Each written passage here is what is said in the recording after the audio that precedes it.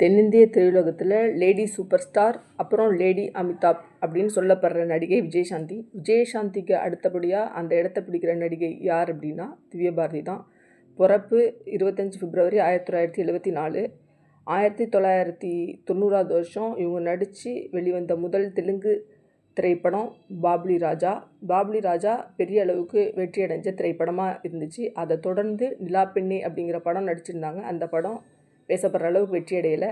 1991 வருஷம் தெலுங்கில் நான் இல்லே நான் ஸ்வர்கம் அப்படிங்கிற படமும், அசம்பிளி ரவுடி அப்படிங்கிற படத்துலையும் சின்ன கேரக்டரில் திவ்யபாரதி பண்ணியிருந்தாங்க. அதை தொடர்ந்து சிரஞ்சீவியோட ரவுடி அல்லுடு அப்படிங்கிற படத்தில் நடித்து பெரிய அளவு இந்த படம் ஹிட் ஆணுச்சு. 1992 வருஷம் ஹிந்தியில் ஷோலா அவுர் ஷப்னம் அப்படிங்கிற படம் நடிச்சிருந்தாங்க.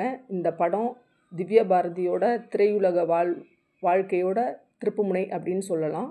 இதை தொடர்ந்து வெளியான தீவானா அப்படிங்கிற படம் மாபெரும் வெற்றி அடைஞ்சதோட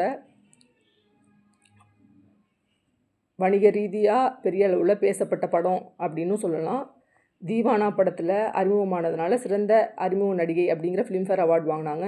ஷோலா அவுர் ஷப்னம் அப்படிங்கிற படப்பிடிப்பில் சஜித் நட்டியட்வாலா அப்படிங்கிறவரோட அறிமுகம் ஏற்பட்டு அப்புறம் காதலாக மலர்ந்து மே 10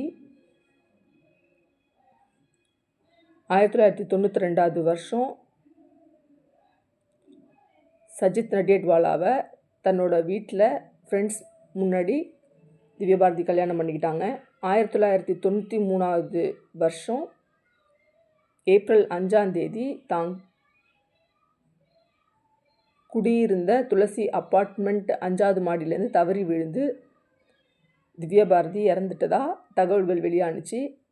அவங்கள கொலை பண்ணிட்டாங்க, இல்லை அவங்க தவறி விழுந்து இறந்துட்டாங்க அப்படி இப்படின்னு நிறையா கருத்துக்கள் நிலவிட்டு இருந்துச்சு. இருந்தாலும் அவங்க தவறி விழுந்து தான் இறந்தாங்க அப்படின்னு அதிகாரப்பூர்வமாக அறிவிப்புகள் வெளியானுச்சு.